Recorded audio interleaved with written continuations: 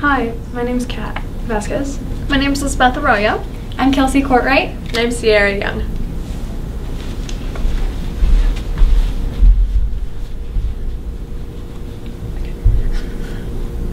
Children's emotions are just as real as ours. Just because they get upset over the color of the cup does not mean their emotions aren't real. Rebecca Lip. Which brings us to our topic, which is guiding and teaching our children emotions. We have been researching this topic for the last few weeks, and this presentation is a compilation of what we focused on. Three main points: expressing emotions, emotional sensitivity, and regulating and managing emotions. How knowing this can help you in the future to educate and lead your children. On to the first point, Liz.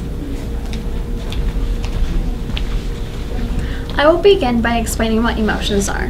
According to Ronald B. Adler from Looking Out, Looking In, emotions are innate to every individual. The intensity and frequency varies from person to person based on experience and environment.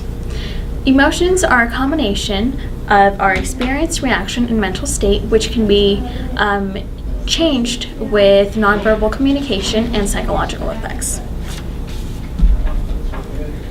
According to Marion from the Guidance of Young Children, children express their emotions through 6 different ways, which include venting, active resilience, expressing dislike, aggressive revenge, avoidance, and adult seeking. Children learn vocabulary through emotions and through social referencing of their parents and people around them.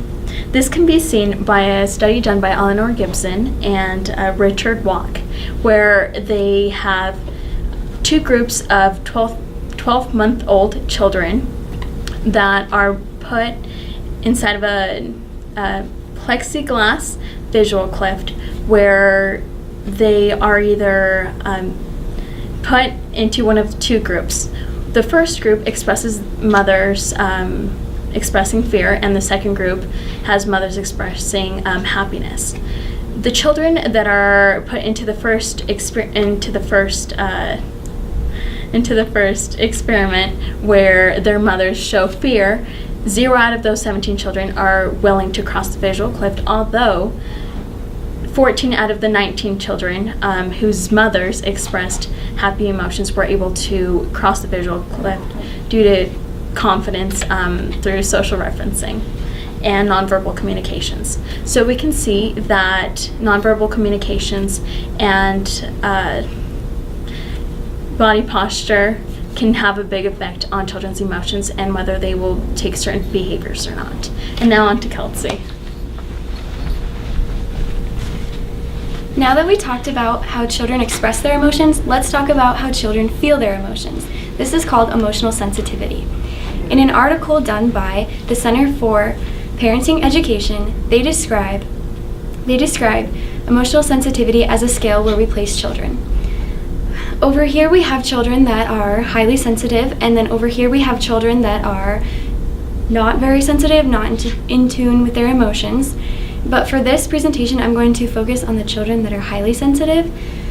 So these children that are highly sensitive, they really feel emotions on a very deep level. And a great example for this is by Marion Healy.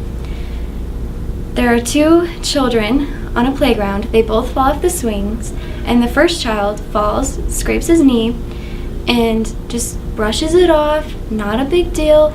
The second child, as he falls, he hears somebody laugh, and he assumes that they're laughing at him, and so he cries and cries because it really hurt his feelings. So this is an example that the second child is our example of a highly sensitive child. And so because children react this way in different situations, they're often labeled as being overly dramatic or whiny. And as people who want to guide and teach children, we need to be aware of these labels and how they are unhealthy towards the child.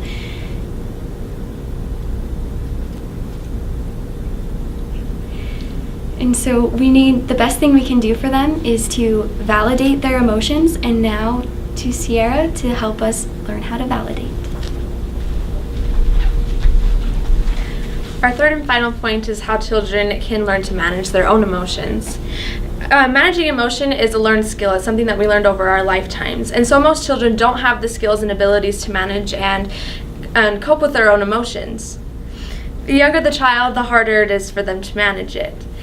In an article put out by Vanderbilt, it actually says that a child's inability to manage their own emotions is the cause of inappropriate and harmful behavior outbursts. So what can we do as teachers and parents and leaders in helping these kids to learn tools to manage their emotions? An article put out by Sonia Pellini, tells us that in order for a child to regulate their emotions, 3 needs to be met. The first is identifying the emotion, the second is targeting what triggered the emotion, and the third is validating that emotion. Once those 3 points are covered, then the child is able to internally deal with their negative emotions and then able to solve whatever problem is in a positive way, thus creating an environment where they can focus on their own learning and growth, and they are able to grow into better people. So for example, let's say that every day at art, Jimmy hits Sally. So the first step would be to identify the emotion. And it's important here to realize that children have a very limited emotional vocabulary, so we need to help them understand the difference between maybe anger and frustration or even being overwhelmed. So let's say for our purposes that Jimmy is feeling frustrated.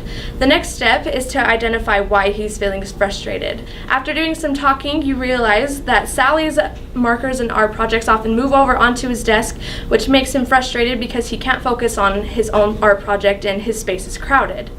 So that is what triggered the emotion. And the next step is to validate his emotion in a conversation that would go similar to this. You would say, Jimmy, I understand that you're frustrated, and it's okay that you're frustrated, but it isn't okay that you hit Sally. So let's talk about some ways that we can calm down and deal with this within ourselves, and then we can politely ask Sally to move her materials over.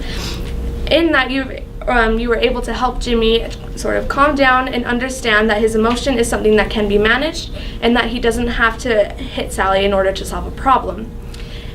So it's important for us to teach children how to manage their emotions so that they are able to grow into people who are able to cope with their own emotions, and also for them in their childhood to foster an environment where they're able to focus on their learning and just being a child.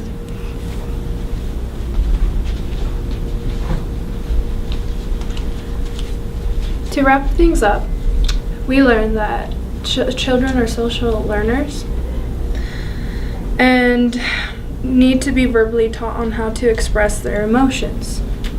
In addition, we learned that being emotionally sensitive is important to our children's growth. Last but not least, we also learned that adults are responsible for teaching children. And with these 3 tools, we can regulate the turbulence of our children's adolescence emotions.